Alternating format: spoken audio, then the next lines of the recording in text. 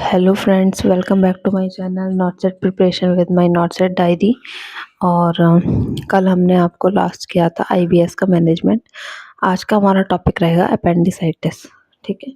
Topic शुरू करने से पहले मैं आपको दो बात बता दूं। पहली बात तो ये कि मैं अपने चैनल के थ्रू नॉट सेट का फुल सिलेबस कवर कराने वाली हूँ। और दूसरी बात ये कि ये हमारे पास फ़ोन का कैमरा है। ठीक है। फ़ोन का कैमरा होने की वजह से अगर हम ज़ूम करके ना पढ़ाएं तो आपको नोट्स इतने क्लियर नहीं होते। तो मैंने ये ज़ूम करके वीडियो बना रही हूँ। ठीक है। इसलिए पूरी कॉपी का जो फ़ोटो है वो आपको शो नहीं हो रहा, उसमें कोई दिक्कत नहीं है। मैं जैसे जैसे टॉपिक को पढ़ाती जाऊँगी वैसे वैसे अपनी कॉपी को वीडियो में क्या कहते हैं उसी के थ्रू एडजस्ट करती रहूँगी। ठीक है। तो आपको सिर्फ दिखना चाहिए, है ना। अच्छे से दिखना चाहिए लेक्चर। ठीक है। बाकी सारा मैं कॉपी का एडजस्ट मैं खुद कर लूँगी। ठीक है। तो बिना देरी करे आज का टॉपिक स्टार्ट करते हैं, अपेंडिसाइटिस। ठीक है। अपेंडिसाइटिस किसे बोलते हैं? देखो, किसी किसी भी टर्मिनोलॉजी में अगर साइटिस आ जाए, आइटिस आ जाए ये, तो आइटिस, तो उसे हम कहते हैं इन्फ्लामेशन। क्या बोलते हैं? इन्फ्लामेशन।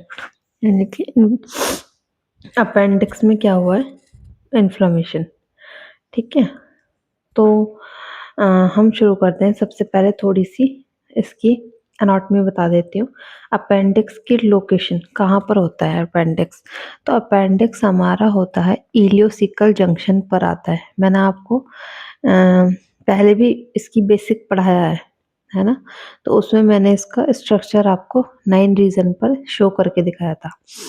बार बार मैं इसीलिए नहीं बताती कि आप भी अपना थोड़ा सा दिमाग को घुमाएं कि मैंने क्या बताया था। ठीक है। और इलियोसिकल जंक्शन हमारा कहाँ पर आएगा? एकदम हर चीज लड्डू करके भी नहीं देनी चाहिए स्टूडेंट्स को ना। वो अपना दिमाग लगाना ही भूल जाते हैं फिर। तो आप इसको खुद इमेजिन करेंगे। चाहे तो आप गूगल पे फोटो डालें कि इलियोसिकल जंक्शन कहाँ पर आएगा और अपेंडिक्स की लोकेशन कहाँ पर बैठेगी। ठीक है। उस डायग्राम से आपको अच्छे से याद रहेगा। ये आपका होमवर्क है, आप देखेंगे इस फोटो को। Appendix not specially appendix not specially function. Appendix का कोई फंक्शन, ऐसा कोई स्पेशल फंक्शन अपेंडिक्स का नहीं है। इसीलिए फॉरेन कंट्रीज में तो इसको बच्चे के होते ही इसको निकाल दिया जाता है कि बाद में ऑपरेशन होने से अच्छा है बाद में कुछ गड़बड़ करेगी, इन्फेक्शन इन्फ्लेमेशन कुछ हो, इसमें पहले ही निकाल देती, क्योंकि इसका कोई इम्पोर्टेंट फंक्शन नहीं है अपेंडिक्स का ना। इसीलिए इसका जो स्ट्रक्चर होता है वर्म लाइक स्ट्रक्चर होता है। इसीलिए इसको वर्मी फॉर्म स्ट्रक्चर भी बोलते हैं। वर्मी फॉर्म मतलब, वर्मी मतलब केचुए के शेप का। ठीक है। वर्म लाइक स्ट्रक्चर होता है। लेंथ होती है इसकी 7 to 10 सेंटीमीटर। कितनी होती है अपेंडिक्स की लेंथ? 7 to 10 centimetre. कुछ चीज़ें ऐसी होती है एज इट इज़ याद रखनी पड़ती हैं। अब लेंथ अगर 7 to 10 सेंटीमीटर दी है तो मैं इसमें आपको कोई स्पेशल कोई तीर नहीं लगवा दूंगी कुछ। मैं ऐसा कुछ बता दूंगी आपको ये याद, ये तो आपको याद कर रखना पड़ेगा, है ना। बार बार आप रिवाइज, ऐसी चीज़ें बार बार जब हम टॉपिक को रिवाइज करते हैं तो एज इट इज़ हमारे दिमाग में वो फोटो बैठ जाती है। ठीक है। फिर हमारी इम्यूनिटी को प्रोवाइड करता है ये। अपेंडिक्स क्या करता है? इम्यूनिटी को प्रोवाइड करता है। अपेंडिक्स जो है हमारा रेट्रोसिकल जंक्शन पर, अगर हम पीछे से देखेंगे तो रेट्रोसिकल जंक्शन से हमें दिखाई देगा। ठीक है। और ये एक लिम्फोइड टिश्यू भी है। ठीक है। यहाँ पे लिम्फ नोड्स रहते हैं एक तरीके से, ये लिम्फोइड टिश्यू भी है, तभी तो इम्यूनिटी प्रोवाइड करता है। फिर है हमारा अपेंडिसाइटिस, हम किसे कहते हैं? इन्फेक्शन और इन्फ्लेमेशन। अगर अपेंडिक्स में कोई इन्फेक्शन या इन्फ्लेमेशन हो जाए तो उसको हम अपेंडिसाइटिस कहते हैं। ठीक है। ये इसकी थोड़ी सी एनाटॉमी और टर्मिनोलॉजी हो गई है। अब हम इसके कॉजेस के बारे में जब पढ़ेंगे कि क्या क्या कारण है कि अपेंडिसाइटिस यानी अपेंडिक्स में इन्फ्लेमेशन हो जाता है। मोस्ट कॉमन कारण है ऑब्स्ट्रक्शन, रुकावट हो जाना, ऑब्स्ट्रक्शन हो जाना इन ल्यूमन, इन इंटेस्टाइन। ठीक है। मोस्ट कॉमन कारण क्या है? ऑब्स्ट्रक्शन। ऑब्स्ट्रक्शन में भी पहला है फिकोलिथ हार्ड स्टूल, इंटेस्टाइन का प्रेशर इंक्रीज होगा, stool enter the appendix, appendix में इन्फ्लेमेशन इन्फेक्शन को कॉज करेगा। उसमें भी ऑब्स्ट्रक्शन में भी पहला है फिकोलिथ, फिकोलिथ यानी कि हार्ड स्टूल। जैसे कि किसी को, जैसे मान लिया किसी का पेट साफ नहीं होता है ना, फिकोलिथ हार्ड स्टूल मतलब किसी का पेट साफ नहीं होता, तो उसमें क्या होगा, जब वो स्टूल है इंटेस्टाइन में एक तरीके से ऐंठन होगी, इस प्रेशर बढ़ेगा, प्रेशर बढ़ेगा तो प्रेशर बढ़ने की वजह से कभी कभार कुछ स्टूल का जो पार्ट है वो अपेंडिक्स में एंटर कर जाता है।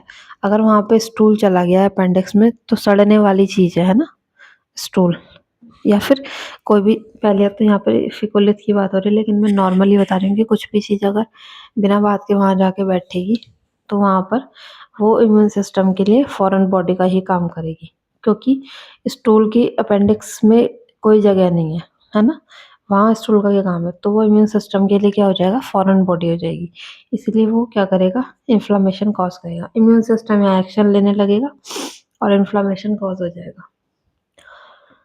ठीक है। दूसरा है hard stool B, hard stool की वजह से इंटेस्टाइन में प्रेशर इंक्रीज हुआ, पहला वाला ही पॉइंट, उसकी वजह से वेजो कॉन्स्ट्रक्शन होगा।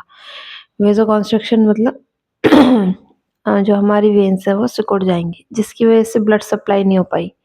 वेजो कॉन्स्ट्रक्शन मतलब जो हमारी वो है वेन्स वो सिकुड़ जाएंगी, उसकी वजह से वहाँ पर उस पार्ट को ब्लड सप्लाई नहीं हो पाएगी, इस्चीमिया हो जाएगा। इस्चीमिया कोई भी पार्ट है अगर वहाँ पर ब्लड सप्लाई प्रॉपर ना हो, ये ब्लड सप्लाई जा रही है, ठीक है, ये हमारा अपेंडिक्स है, तो अगर ये ब्लड, अरे अरे अरे मैंने तो कॉपी को एडजस्ट ही नहीं करा शायद, सॉरी सॉरी सॉरी सॉरी, ये क्या हो गया मेरे से, मैं भूल ही गई, मैं पढ़ाने में इतना बिजी हो गई कि मेरे ध्यान ही नहीं रहा, सॉरी बच्चों। देखो ये सारा मैंने आपको बताया है ना, उसके बाद ऑब्स्ट्रक्शन, ये जहाँ तक तो दिख रहा था ना, ऑब्स्ट्रक्शन में देखो मैंने ये सारा बताया कि ऑब्स्ट्रक्शन में फिकोलिथ हार्ड स्टूल, इंटेस्टाइन में प्रेशर इंक्रीज हो जाएगा जिसकी वजह से स्टूल एंटर कर जाएगा अपेंडिक्स में और इन्फेक्शन इन्फ्लेमेशन हो जाएगा। कॉजेज में फर्स्ट है ऑब्स्ट्रक्शन, ऑब्स्ट्रक्शन में भी पहला है फिकोलिथ हार्ड स्टूल, मोस्ट कॉमन है ये, ठीक है, ये आप नोट्स में अपना लिख सकते हैं। अब मैं दूसरा ये बता रही थी हार्ड स्टूल, ये बता रही थी मैं, ये वाला हार्ड स्टूल, हार्ड स्टूल बता रही थी, इंटेस्टाइन में जो है प्रेशर इंक्रीज हो जाएगा जिसकी वजह से वेजो कॉन्स्ट्रक्शन हो जाएगा और इस्चीमिया हो जाएगा। वेजो कॉन्स्ट्रक्शन यानी मैं ये बता रही थी कि खून की नली है ये और ये हमारा अपेंडिक्स है, अगर इंटेस्टाइन में प्रेशर इंक्रीज होने की वजह से ये दब जाए, खून की नली कॉन्स्ट्रिक्ट हो जाए, सिकुड़ने लगे, तो यहाँ सप्लाई कम हो जाएगी, और यहाँ किसी भी पार्ट को सप्लाई अगर कम हो जाए तो वहाँ पर वो एरिया सड़ने लगता है एक तरीके से। अगर यहाँ पर इस्चीमिया हो जाएगा तो यहाँ पर इन्फ्लामेशन और इन्फेक्शन स्टार्ट हो जाएगा, क्योंकि और जो हमारे बैक्टीरिया वायरस है उनको रहने की प्रॉपर आराम से जगह मिल जाएगी, ठीक है, तो वहाँ पर इन्फेक्शन इन्फ्लेमेशन हो जाएगा। फिर है हमारा most common cause in children, most common cause in children, children में मोस्ट कॉमन कॉज क्या है, lymphoid tissue hyperplasia, lymphoid tissue hyperplasia important है, याद रखना है आपको कि चिल्ड्रन में अपेंडिसाइटिस का मोस्ट कॉमन कॉज क्या है, लिम्फोइड टिश्यू हाइपरप्लेजिया।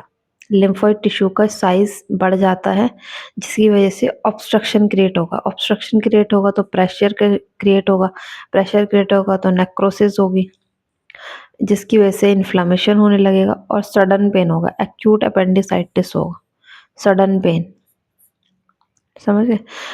जैसे ही हमारा अपेंडिक्स है, ये लिम्फोइड टिश्यू है तो लिम्फोइड टिश्यू हाइपरप्लेजिया ये होने लगा, हाइपरप्लेजिया, तो क्या हुआ, यहाँ ऑब्स्ट्रक्शन हो गया, ऑब्स्ट्रक्शन होने की वजह से प्रेशर इंक्रीज हुआ, नेक्रोसिस होने लगी, नेक्रोसिस मतलब सेल जो है वो डेड होने लगे, डेड होने की वजह से वहाँ पर इन्फ्लामेशन, कुछ भी चीज़ वहाँ पर डेब्री वगैरह अगर इकट्ठी हो रही है तो वहाँ पर WBC आएंगे और उसको क्लीन करने का काम करेंगे, और अगर WBC कहीं पर भी आ रहे हैं तो वहाँ पर क्या हो गया, इन्फ्लामेशन हो गया, समझ गया। क्या हो गया, इन्फ्लेमेशन हो गया। तो इसमें क्या होता है, सडन पेन होता है। एक्यूट अपेंडिसाइटिस का मोस्ट कॉमन कॉज है चिल्ड्रन में लिम्फोइड टिश्यू हाइपरप्लेसिया। आपको इतना याद रखना है। ये जो मैं बाकी की डिटेल बताती हूँ इसलिए बताती हूँ कि आपको कहानी की तरह याद रहे, है ना। वरना आपको नॉर्मली क्या याद रखना है कि lymphoid tissue hyperplasia most common cause है चिल्ड्रन में अपेंडिसाइटिस का। क्वेश्चन अगर कोई पूछ ले कि अपेंडिसाइटिस का बच्चों में मोस्ट कॉमन कॉज क्या है, तो हम क्या आंसर करेंगे, लिम्फोइड टिश्यू हाइपरप्लेसिया। ठीक है, अब आगे बढ़ते हैं हम।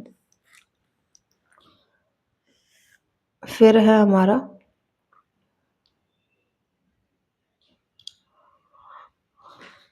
Foreign body. सी नंबर पर है हमारा फॉरेन बॉडी या फिर बैक्टीरिया। कोई भी अगर वहाँ पे फॉरेन बॉडी या बैक्टीरिया आ गया तो उसकी वजह से क्या होगा, इन्फ्लेमेशन होगा और इन्फेक्शन कॉज करेगा। ठीक है, उसके बाद है हमारा the parasite. Parasite nutrition from other live और alive cell. Entero Enterobius vermicularis. Enterobius vermicularis enter appendix and inflammation and infection cause. ये एक पैरासाइट का नाम है यहाँ पर। इस पैरा कोई भी हमारा पैरासाइट हो गया, बैक्टीरिया हो गया, वायरस हो गया, अगर वहाँ पर अपेंडिक्स में आ रहा है तो डब्ल्यूबीसी तो उसको मारने के लिए आएंगे ना, तो वहाँ पर इन्फ्लेमेशन इन्फेक्शन कॉज हो जाएगा। तो पैरासाइट की वजह से भी ऐसा हो जाता है। तो पैरासाइट का नाम हम याद रख लेंगे, हो सकता है पूछ ले। एंटेरोबाइलस वर्मिकुलरिस। एंटेरोबाइलस वर्मिकुलरिस। एंटेरोबाइलस वर्मिकुलरिस। ठीक है, ये अपेंडिक्स में एंटर करेगा और इन्फ्लेमेशन और इन्फेक्शन को कॉज करेगा। ठीक है, देखो ऑब्स्ट्रक्शन में हमारे क्या क्या हो गए, ऑब्स्ट्रक्शन में हमारे क्या क्या, ऑब्स्ट्रक्शन पहला था मोस्ट कॉमन, उसमें हमारा पहला हो गया फिकोलिथ हार्ड स्टूल। दूसरा हार्ड स्टूल की वजह से इस्चीमिया। बच्चों में मैंने बताया था लिम्फोइड टिश्यू हाइपरप्लेजिया। और एक हो गया हमारा फॉरेन बॉडी, एक हो गया हमारा फॉरेन बॉडी, है ना, फॉरेन बॉडी या बैक्टीरिया। एक हो गया हमारा पैरासाइट। और अब हमारा हो गया दूसरे नंबर पर इन्फेक्शन। इन्फेक्शन जैसे कि इकोलाई, बैक्टीरियोसाइट फ्रेजिलिस इन्फेक्शन है, ये बैक्टीरिया की वजह से इन्फेक्शन हो गया। ठीक है, या फिर ट्यूमर हो गया, वहाँ पर अपेंडिक्स में ट्यूमर हो गया तो वो भी क्या कॉज करेगा, अगर ट्यूमर हो गया तो वो भी क्या कॉज करेगा, ऑब्स्ट्रक्शन कॉज करेगा। अगर ट्यूमर हो रहा है तो वो भी क्या कॉज करेगा, ऑब्स्ट्रक्शन। फिर है हमारा ट्रॉमा, चोट लग गई है। ठीक है, चोट लगने की वजह से एक्यूट पेन होगा। फिर हमारे, ये तो हो गए हमारे यहाँ तक कॉजेस। फिर हमारे sign and symptom. Sign and symptoms, sign and symptom में पहला है हमारा अर्ली स्टेज में क्या साइन मिलेगा हमें, periumbilical pain, dull pain. मतलब अम्बलाइकल रीजन के पास हल्का हल्का डल पेन मिलेगा अर्ली स्टेज में। ठीक है, लेकिन अगर प्रोग्रेसिव स्टेज है तो हमारा जो पेन है वो शिफ्ट कर जाएगा, shifting of pen in right lower quadrant. ठीक है, मैक बर्ने पॉइंट पर शिफ्ट कर जाएगा। मैं नीचे आपको बताऊंगी कि मैक बर्ने पॉइंट कौन सा है। प्रोग्रेसिव में क्या होगा हमारा, जो हमारा पेन है वो शिफ्ट कर जाएगा कहाँ, राइट लोअर क्वाड्रेंट में, राइट लोअर क्वाड्रेंट में शिफ्ट कर जाएगा प्रोग्रेसिव में। और अगर लेटर स्टेज में देखेंगे तो हमें फीवर भी आ रहा होगा, लो ग्रेड नोजिया वॉमिटिंग भी लग रही होगी, एनोरेक्सिया भूख नहीं लगेगी, पेन होगा। ये हमारी लेटर स्टेज में सिम्टम्स हमें देखने को मिलेंगे। फिर है अपेंडिसाइटिस के क्लासिकल सिम्टम्स। ये हो गए हमारे अर्ली स्टेज, प्रोग्रेसिव स्टेज और लेटर स्टेज के सिम्टम। लेकिन अगर कोई क्लासिकल सिम्टम पूछ ले, और पूछता है, इम्पॉर्टेंट है, क्लासिकल सिम्टम पर ध्यान देना भी चाहिए, तो वो हमारा होता है मैक बर्ने पॉइंट पर टेंडरनेस। मैक बर्ने पॉइंट पर टेंडरनेस। ठीक है, मैक बर्ने पॉइंट पर टेंडरनेस मिलेगी। ये हमारे होते हैं क्लासिकल सिम्टम्स। तो क्लासिकल सिम्टम में क्या होता है, मैक बर्ने पॉइंट पर टेंडरनेस मिलेगी। देखो ये है हमारी अम्बलाइकल। ठीक है, उससे हम 2/3 चलेंगे और ये हमारा है इलियक फोसा, यहाँ से हम 1/3 चलेंगे। तो बीच में जो पॉइंट मिलेगा यहाँ पर दर्द होगा, इसको हम बोलते हैं मैकबर्ने पॉइंट टेंडरनेस। ठीक है, मैकबर्ने पॉइंट कैसे पहचानेंगे? अम्बिलिकल से चलेंगे 2/3 और इलियक फोसा से चलेंगे 1/3। इसके जो बीच का पॉइंट होगा यहाँ पर हमें पेन मिलेगा, इसको हम बोलते हैं मैकबर्ने पॉइंट। ठीक है, इसीलिए यह हमारा हो गया मैकबर्ने पॉइंट पर tenderness. Most important classical symptom है अपेंडिसाइटिस का। दूसरा है हमारा रोफसिंग साइन। रोफसिंग साइन में क्या होता है? Pain in right lower quadrant, palpitating left lower quadrant. अगर हम ये देखो लेफ्ट लोअर क्वाड्रेंट को, यह हाथ बना रखा है मैंने, अगर हम लेफ्ट लोअर क्वाड्रेंट पर दबाते हैं, छूते हैं, तो पेन कहाँ पर हमें फील होता है? राइट लोअर क्वाड्रेंट पर। यह हमारा है रोफसिंग साइन। बहुत इंपॉर्टेंट साइन है कि आपको याद रखना चाहिए।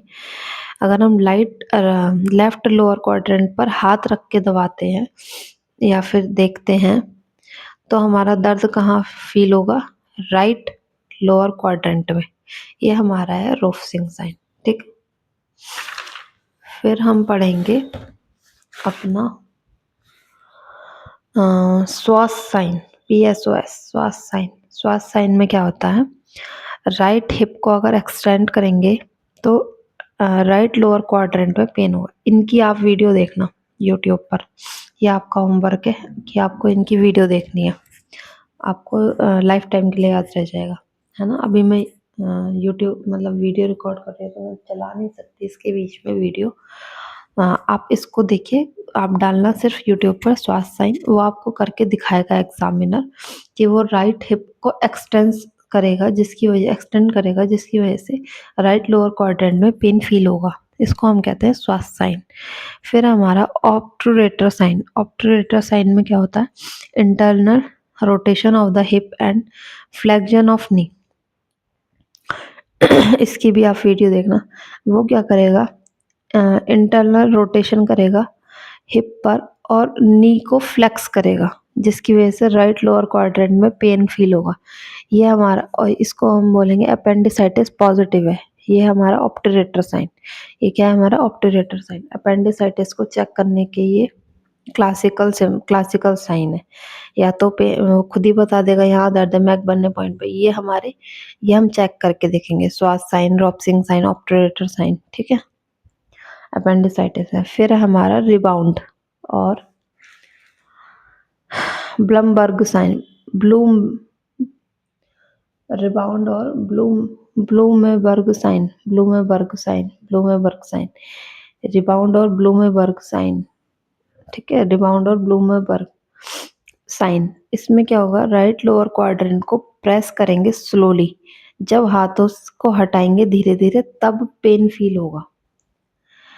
ये कभी भी हमें राइट लोअर क्वाड्रेंट की तरफ, जहाँ अगर अपेंडिसाइटिस को हम चेक कर रहे हैं क्लिनिकली, तो जोर से नहीं दबाना है, अपेंडिक्स फट सकता है। ठीक है, जोर से नहीं, धीरे धीरे ही स्लोली प्रेस करेंगे और जब हम हाथ को हटाएंगे तब दर्द होगा। तो ये हमारा हो गया ब्लूमेबर्ग साइन और रिबाउंड साइन। ठीक है, फिर हमारा गार्डिंग साइन। गार्डिंग साइन में क्या होता है? Reflex action in which abdominal muscle tightening over the inflamed area. मतलब कि जो हमारा इन्फ्लेम्ड एरिया है वहाँ पर हमारी जो मसल हैं एब्डोमेन की, वो क्या होंगी? टाइट दिखाई देंगी। वहाँ पर टाइट सा हो रहा होगा, एकदम ना टाइट सा हो रहा होगा। तो ये हमारा होता है गार्डिंग साइन। जहाँ पर हमारा अपेंडिसाइटिस है वहाँ पर अगर हम मसल को चेक करेंगे तो वो मसल एकदम टाइट हो रही होंगी। इसको हम कहते हैं क्या बोलते हैं उसे? Guarding sign. ठीक है, इसको हम बोलते हैं गार्डिंग साइन। तो हमने क्या क्या पढ़े हैं अपेंडिसाइटिस में? मैकबर्ने पॉइंट टेंडरनेस, दूसरा हमने पढ़ा था रोफसिंग साइन में जहाँ दूसरा हमने पढ़ा था रोफसिंग साइन, जहाँ हम राइट लोअर क्वाड्रेंट को छू रहे थे, दर्द लेफ्ट लोअर क्वाड्रेंट को छू रहे थे, दर्द राइट में हो रहा था। श्वास साइन और ऑप्टरेटर साइन, इनकी वीडियो आप देखना। और ब्लूमबर्ग साइन, जिसमें राइट लोअर क्वाड्रेंट को प्रेस करेंगे स्लोली, हाथों को अगर हटाएंगे तो धीरे धीरे पेन फील होगा। और गार्डिंग साइन, इसमें मसल वहाँ की टाइट मिलेंगी। फिर हमारा डनफी साइन, डनफी साइन भी इसी में मिलता है। बहुत सारे साइन है, लेकिन मैंने यहाँ पे कुछ आपको पढ़ाया है एग्जाम पॉइंट ऑफ व्यू से। आस्क टू कफ, पेशेंट को खांसने के लिए बोलेंगे। डनफी साइन में पेशेंट को खांसने के लिए बोलेंगे और उसको पेन होगा राइट लोअर क्वाड्रेंट में, ठीक है। तो ये हमारा हो गया डनफी साइन, ठीक है। ये तो हो गए हमारे साइन, क्लासिकल साइन, जिनको हम क्लिनिकली चेक कर सकते हैं। लेकिन हमारा जो डायग्नोस्टिक टेस्ट है, ऑल साइन असिस, ठीक है। लैब टेस्ट हम क्या है, ब्लड टेस्ट कराएंगे, डब्ल्यूबीसी बढ़े हुए मिलेंगे, अल्ट्रासाउंड करा लेंगे तो अपेंडिसाइटिस अच्छा खासा लिखा हुआ आ जाएगा, अपेंडिक्स का साइज बढ़ा हुआ आएगा। Gold standard test, CT scan में थिकनेस मोर देन 6 mm की आएगी, मोर देन 6 mm की आएगी, ठीक है। डायग्नोस्टिक टेस्ट की हमने ये साइन देख लिए। लैब टेस्ट हमने सीबीसी मतलब ब्लड टेस्ट करा लिया पूरा, तो डब्ल्यूबीसी उसमें बड़े मिलेंगे। सीधे सीधे अल्ट्रासाउंड कराया अगर वो इस तरीके से पेन बता रहा है तो अपेंडिसाइटिस अल्ट्रासाउंड में शो होगा आराम से। गोल्ड स्टैंडर्ड टेस्ट, लेकिन इसका सिटी स्कैन माना जाता है, उसमें थिकनेस मोर देन 6 mm आएगी। ये हो गया हमारा अपेंडिसाइटिस, ठीक है। कल मैं इसका ट्रीटमेंट पढ़ाऊंगी, और आज के लिए इतना ही। Good luck, bye bye, take care, not set, not set 10, bye, take care, all the best.